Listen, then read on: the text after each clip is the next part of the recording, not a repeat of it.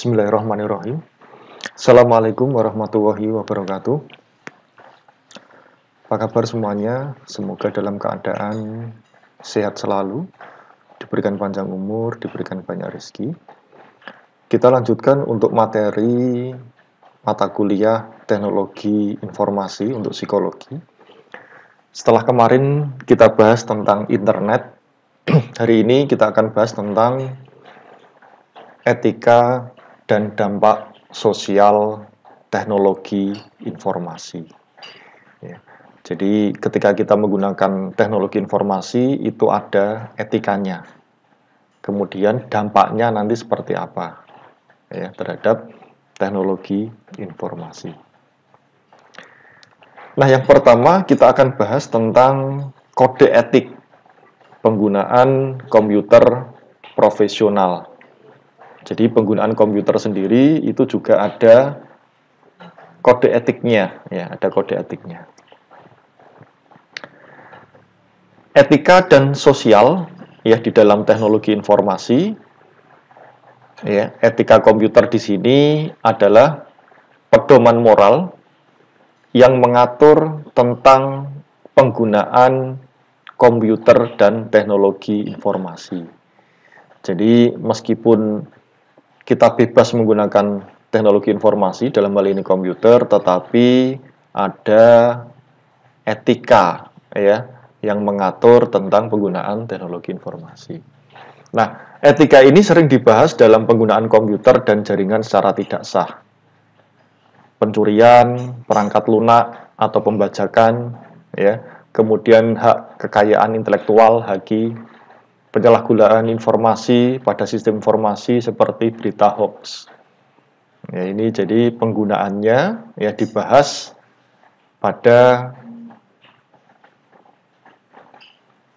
pencurian ya, perangkat lunak, pembajakan, kemudian haki, hak kekayaan intelektual, penyalahgunaan informasi, jadi informasi yang disalahgunakan seperti berita hoax.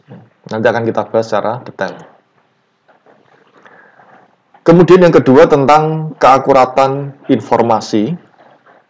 Nah, keakuratan informasi di media sosial saat ini menjadi perhatian utama bagi pengguna, terutama mungkin bagi pebisnis ya, pebisnis kaitannya dengan profit atau keuntungan. Nah, mahasiswa yang membutuhkan data dan informasi sebagai media utama.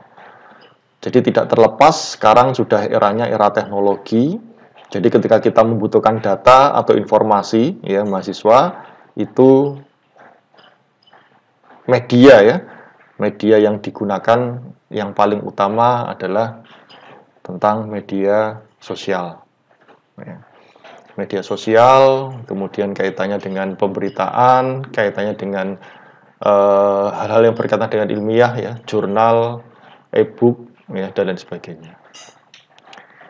Data dan informasi di web tidak selalu benar karena siapapun bisa mengunggah data dan informasi sesuai dengan yang diyakini kebenarannya. Jadi kaitannya dengan penulisan ilmiah, saudara tidak diizinkan mengambil referensi dari sebuah web. Ya, kenapa? Karena informasinya tidak selalu benar. Misalnya, kita ngambil referensi tentang dasar psikologi misalnya. Nah, kebetulan ada tulisan bagus. Ya, tulisan bagus, kita copy paste dari situ, kita nggak tahu yang nulis siapa. Bisa jadi itu yang nulis mungkin anak SMA. Ya. Bisa jadi yang menulis itu anak SMP mungkin, atau bisa jadi orang yang tidak kita kenal. Ya. Nah, itu tidak bisa digunakan. Kenapa? Karena tidak selalu benar. Termasuk di Wikipedia. Jadi bimbingan saya, itu Wikipedia itu tidak boleh digunakan sebagai rujukan ilmiah. Alasannya karena seseorang bisa mengubahnya. Ya, jadi kalau saudara lihat di Wikipedia, itu lengkap, tapi seseorang itu bisa mengubahnya. Makanya tidak bisa dijadikan rujukan ilmiah. Yang bisa dijadikan rujukan ilmiah apa?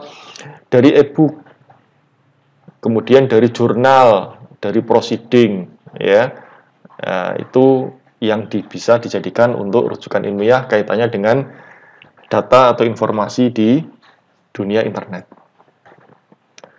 Kemudian pengguna harus hati-hati dalam menggunakan konten dalam web dan media sosial lainnya. Hati-hati di sini ya kaitannya dengan Undang-Undang ITE. Nanti mungkin akan kita bahas sedikit ya di pertemuan minggu depan. Nanti kita bahas secara lengkap tentang Undang-Undang ITE, ya, termasuk penggunaan web dan media sosial. Ya, contohnya apa? Contohnya perjudian secara online itu kan di web ya. Kemudian plagiasi ya. Kemudian banyak sekali, nanti akan kita bahas secara detail. Ada namanya hak kekayaan intelektual ya. Kekayaan intelektual ini mengacu pada orisinalitas. Orisinalitas itu asli, keaslian karya manusia seperti ide, ya, kemudian penemuan, seni, tulisan, nama perusahaan, produk, dan logo. Jadi bahkan gambar pun juga sama ya. Gambar pun itu juga sama. Jadi ada gambar yang memang dilindungi ya. Ide juga sama. Kita punya ide dituangkan di internet kemudian diambil orang lain. Penemuan misalkan menemukan apa gitu ya. Kemudian termasuk logo ya. Logo itu juga bisa digugat ya ketika saudara menggunakannya untuk keperluan komersil atau keperluan yang lainnya. Nah, hak kekayaan intelektual di sini adalah hak pencipta yang berhak atas karya mereka. Jadi dilindungi karyanya itu. Dilindungi dari apa? Dari klaim orang lain. Dilindungi dari apa? Dari pencurian. Ya, digunakan untuk kegiatan yang mendatangkan uang, kegiatan yang membahayakan. Ya, itu termasuk yang hak kekayaan intelektual. Nah, adanya HKI, ya, HKI, pencipta akan terlindungi dari pencurian hak cipta, plagiasi karya, dan penyalahgunaan. Ya. Jadi dengan adanya ini, maka pencipta terlindungi. Ya, yang sekarang ini banyak kan di musik ya, musik itu sekarang banyak pencuriannya. Kalau sekarang yang kita tren itu adalah cover ulang ya. Cover ulang tapi yang menciptakan nggak dapat apa-apa. Ada namanya copyright. Nah, copyright ini memberikan hak eksklusif kepada penulis, pencipta untuk menerbitkan dan menjual karya mereka. Jadi itu bedanya ya. HKI itu yang mempunyai ide tadi, yang mempunyai tulisan. Kalau copyright itu dia mempunyai hak, ya, mempunyai hak untuk menerbitkan karya mereka. Ya, biasanya ini berbeda ya antara HKI dan copyright. Nah, hak cipta melindungi segala bentuk ekspresi nyata, dilindungi. Pelanggaran yang terjadi jika sebuah karya tanpa copyright adalah pembajakan, seperti pembajakan perangkat lunak. Nah, ini banyak sekali ya. Nah, ini Windows kita itu original apa tidak ya. Kemudian software ya, aplikasi kita, Microsoft Office, Adobe Premiere dan seterusnya, film, musik itu sama.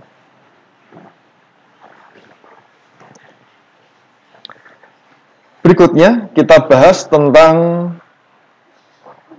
sebelumnya mungkin sedikit saya bahas dulu tentang ciptaan ya. Ciptaan itu ada buku, ada pamflet, ya, kemudian ceramah, kuliah, pidato, alat peraga, lagu, musik, ya. Kemudian karya fotografi, potret, ya, permainan video banyak sekali. Nanti di pertemuan berikutnya kaitannya dengan yang dilindungi ya, Undang-Undang ITE nanti akan kita bahas secara detail. Oke, kita bahas berikutnya yaitu tentang green computing. Artinya komputasi hijau ya. Maksudnya apa ini green computing?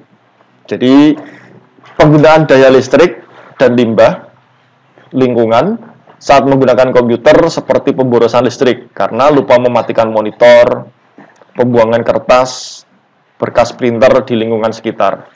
Nah, limbah bekas komputer juga berbahaya bagi lingkungan.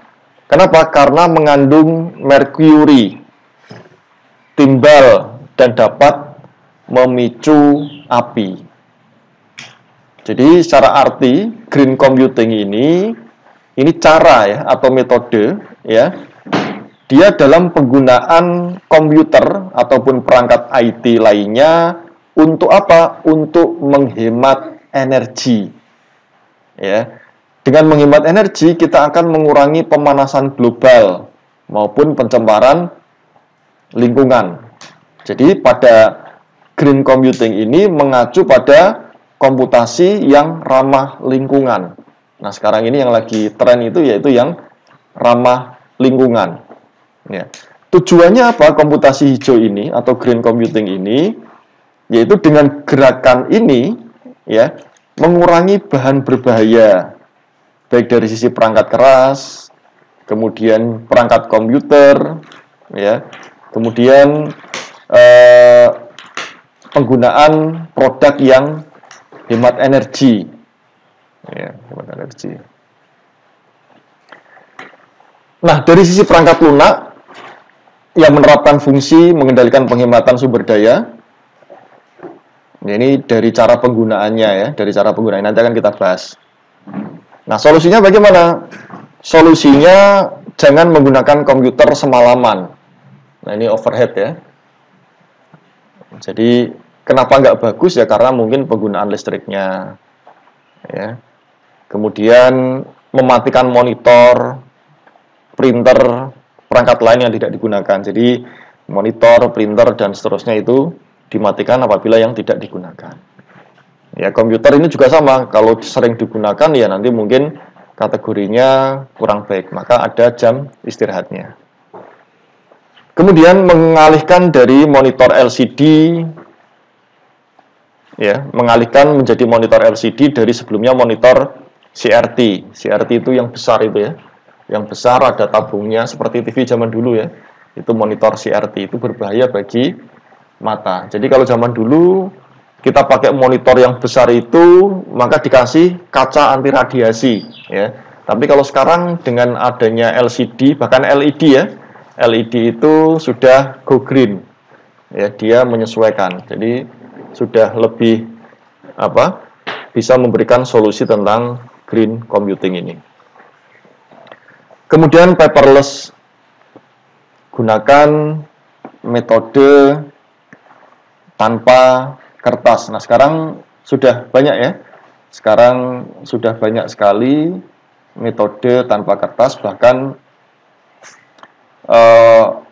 file kita itu biasanya kita tugas dalam bentuk file ya. Jadi sudah tidak menggunakan kertas lagi.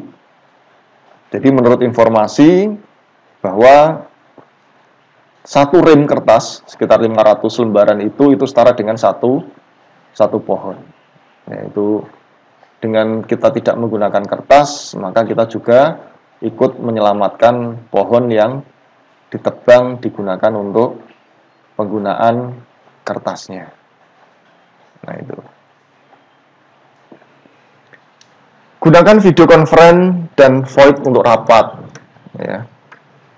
Ini sudah kita lakukan, bahkan tidak hanya rapat ya, kita kuliah pun juga sama. Kita menggunakan video conference.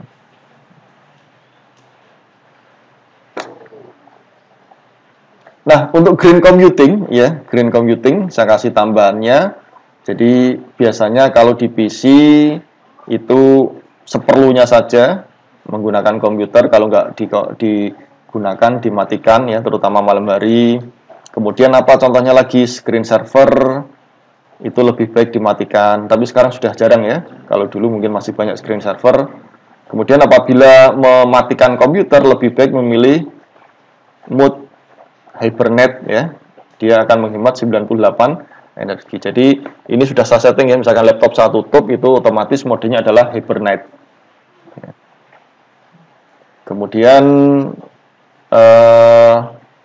Untuk laptop penggunaan backlight ya, kita bisa mematikan Bluetooth, WiFi apabila tidak digunakan, kemudian mematikan laptop sudah selesai, ya, kemudian mengecilkan volume dan seterusnya.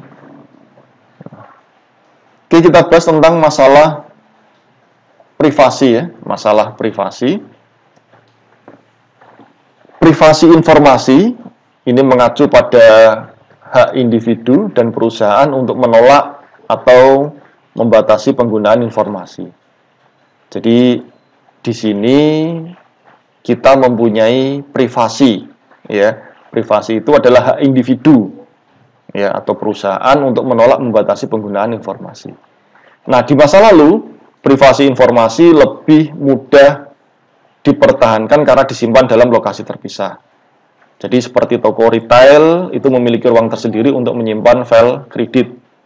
Pemerintah memiliki ruang khusus untuk menyimpan rekaman. Nah, saat ini semua informasi disimpan dalam database online, di mana dalam pengaksesannya membutuhkan otorisasi dari pengguna. Ya, pengguna. Kelemahannya bagaimana? Kelemahannya apakah data tersebut benar-benar aman? Ini juga sama ya. Jadi sekarang ini dengan teknologi cloud computing, dengan teknologi yang lainnya, kita menyimpanannya pun juga sudah berbasiskan di online, ya, berbasiskan online. Nah, kelemahannya apa? Apakah data tersebut aman, ya? Apakah data tersebut aman? Termasuk kemarin kasusnya Tokopedia, ya, kasusnya Tokopedia itu yang ada penjualan data pengguna, ya, dari data-data yang ada di membernya Tokopedia dan Bukalapak. Berikutnya kita bahas tentang phishing, ya. Phishing ini apa? Phishing ini adalah penipuan di mana pelaku mengirim pesan email resmi, emailnya resmi, berusaha mendapatkan informasi pribadi seperti data diri, nomor rekening, kartu kredit, akun lainnya. Jadi hati-hati ya.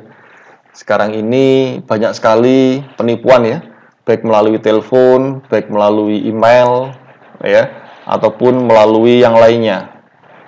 Jadi ketika ada yang meminta data diri, apalagi nama ibu kandung dan seterusnya, itu tidak sembarangan memberikan kepada orang lain. Apalagi pembicaraan melalui telepon ya, itu sangat berbahaya. Nah, phishing ini berupa pesan email yang meminta pengguna untuk membalas. Jadi nanti kita dapat email, kemudian diminta untuk membalas, ya, membalasnya untuk mengisi data dan informasi pengguna. Ini yang dinamakan dengan phishing. Ini contohnya, ini misalkan dapat email, ya, dapat email, kemudian meminta confirm account, ya, nanti diminta untuk klik tambah ini kategorinya juga bahaya. Nanti ketika diklik ini, secara tidak langsung data-data kita yang ada di email tersebut bisa diketahui oleh orang yang melakukan phishing, ya, data-data informasi. Ya, termasuk banyak yang di Facebook ya, Facebooknya itu dibobol ya, Facebooknya dibobol ya, Facebooknya, jadi akunnya, kemudian dia posting yang sesuka, itu juga sama. Jadi kalau meminta password, meminta dan seterusnya itu hati-hati, jangan diberikan. Nah, antisipasinya apa? Antisipasi phishing, ya, ini tidak mengklik tautan secara sembarangan, hati-hati. Jadi kalau ada link-link itu jangan sembarangan klik. Ini tidak hanya di email ya, sekarang di WA kan, di WA pun juga sama. Jadi kadang-kadang mengasih link, nah itu bahaya kalau kita mengklik link-link yang sembarangan. Kemudian mengenali alamat pengirim jika serangan dilakukan melalui surat elektronik. Jadi dikenali. Ini kalau memang benar nggak dikenal, ya nggak usah dibuka. Ya. Kemudian jangan panik jika sudah terlanjur terjebak ke dalamnya. Lakukan segala tindakan untuk mengurangi kerugian yang. Nah, biasanya korban itu terjebak dengan cara mengklik tautan dari surat elektronik palsu atau iklan, ya. kemudian mengarahkannya ke halaman yang berbahaya. Nah, saat sudah melakukan klik, pelaku dapat mengakses komputer dengan akses penuh tanpa disadari sama sekali. Jadi kadang-kadang ini data kita kok hilang, tiba-tiba akun internet banking kita atau mobile banking kita sudah digunakan orang lain sehingga saldonya bisa menjadi 0. Nah, untuk mengenali itu ya, untuk mengantisipasi itu, maka antisipasinya tadi ya, dengan tidak mengklik tautan tadi, kemudian memperhatikan ya, karena biasanya memiliki kesalahan dalam struktur penulisan sehingga dia sekilas tidak mirip dengan aslinya. Nah, yang kedua tadi mengenali alamat pengirim. Jadi kita tahu ini emailnya dari mana. Jadi jika dilakukan, biasanya pelaku akan menggunakan akun dengan domain yang terlihat mirip. Dulu pernah ada kejadian klik BCA ya. Klik BCA itu ada orang membuat web namanya klik pakai C. Klik BCA itu kan K kan, pakai K kan. Itu pakai C. Sekitar tahun berapa ya? Tahun awal-awal internet banking dulu. Sekitar tahun 2000-an ya. Kemudian dia membuat halaman yang sama, diminta untuk memasukkan sandi, diminta untuk memasukkan PIN dan seterusnya, akhirnya dibobol. Nah, itu dulu pernah kejadian.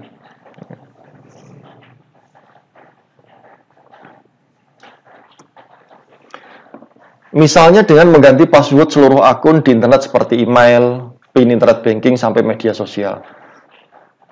Ini penting ya. Jadi secara berkala, saudara 3 bulan sekali, atau 2 bulan sekali, atau 1 bulan sekali, atau bahkan mungkin seminggu sekali ya, itu semua password diganti.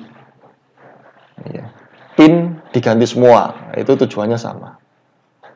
Tujuannya diganti. Jadi setidaknya itu, ya kalau tipsnya ya minimal PIN ATM itu saudara punya 6 kombinasi angka misalnya.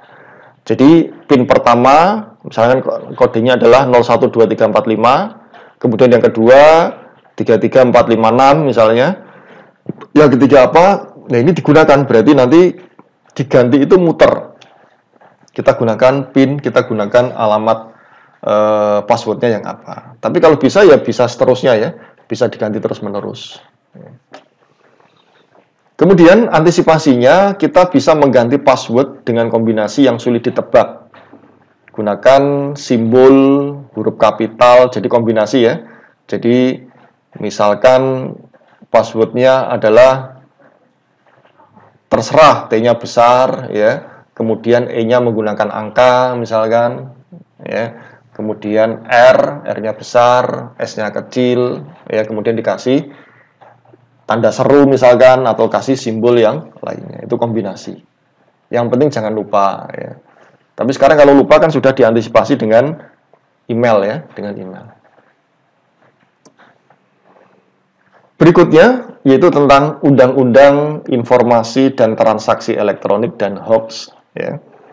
Ini sedikit kita bahas, nanti mungkin lebih detailnya di pertemuan berikutnya ya, yang lebih detail membahas tentang UU ITE, tentang pasal-pasal, contoh kasusnya yang menjerat siapa saja, kemudian apa yang kita harus lakukan dengan mengantisipasi dari penggunaan internet kaitannya dengan Undang-Undang Informasi dan Transaksi Elektronik. Nah, penyebaran informasi yang tidak sesuai kebenarannya bisa disebut hoax. Hoax itu berita bohong. Ya. Telah menjadi trending di negara Indonesia. Ini banyak sekali ya berita-berita hoax kita. Tipsnya ya jangan sembarang repost. Ya, ketika ada WA atau Facebook ya jangan sembarang langsung percaya ya, atau langsung menyebarkan, itu bahaya, nanti kena. Ada pengguna yang menyalahgunakan media sosial untuk menyebarkan berita-berita yang kurang etis, tidak sesuai, bohong, bahkan berita yang bersifat sara. Demi apa? Demi meningkatkan popularitas di media sosial. Nah, di Indonesia, penyebaran berita hoax telah diatur dalam Undang-Undang Nomor 11 Tahun 2018 tentang Informasi dan Transaksi Elektronik, namanya UU ITE, ya. Undang-Undang Informasi dan Transaksi Elektronik, ya, Nomor 11 Tahun 2018. Nah, ini salah satu contohnya ya. Jadi minggu depan akan kita bahas lebih detail ya. Ini contohnya pasal 28 ayat 1 dan ayat 2 menyebutkan ayat satunya, setiap orang dengan sengaja tanpa hak menyebarkan berita bohong dan menyesatkan yang mengibatkan kerugian konsumen dalam transaksi elektronik. Itu ada undang-undangnya. Ya. Kemudian 28 ayat 2, setiap orang dengan sengaja tanpa hak menyebarkan informasi yang ditunjukkan untuk menimbulkan rasa kebencian atau permusuhan, ya, individu dan atau kelompok masyarakat berdasarkan suku, agama, ras, dan antar golongan. SARA itu singkatannya, S-nya suku, A-nya agama, R-nya ras, A-nya antar golongan. Nah, ini undang-undangnya. Sanksinya apa? Ya, sanksinya itu ada di pasal 45 ayat 2. Jadi kalau memenuhi 28 ya, pasal 28 ayat 1 dan 2, maka dikenakan denda penjara paling lama 6 bulan. Dan atau denda paling banyak 1 miliar. Ya. Ini jadi itu berdasarkan pasal 45 Undang-Undang Nomor 11 Tahun 2018 tentang informasi dan transaksi elektronik. Ya, jangan sampai nanti ketika kita menggunakan teknologi tetapi kita tidak memperhatikan etika ya dan moral dalam penggunaan teknologi informasi. Nah, mungkin minggu depan akan kita bahas secara detail ya UU ITE, kasus-kasus yang pernah terjadi, kenapa ini bisa kena pasal UU ITE, kemudian secara lengkap nanti akan kita pelajari. Ya, saya kira penting karena nantinya saudara tidak sembarangan ya dalam penggunaan teknologi informasi. Oke, itu yang dapat saya sampaikan ya. Untuk informasi berikutnya, tanya jawab dan seterusnya bisa ke e-learning USM atau ke grup WA. Ya. Baik, saya kira cukup. Semoga bermanfaat ya. Saya akhiri. Assalamualaikum warahmatullahi wabarakatuh.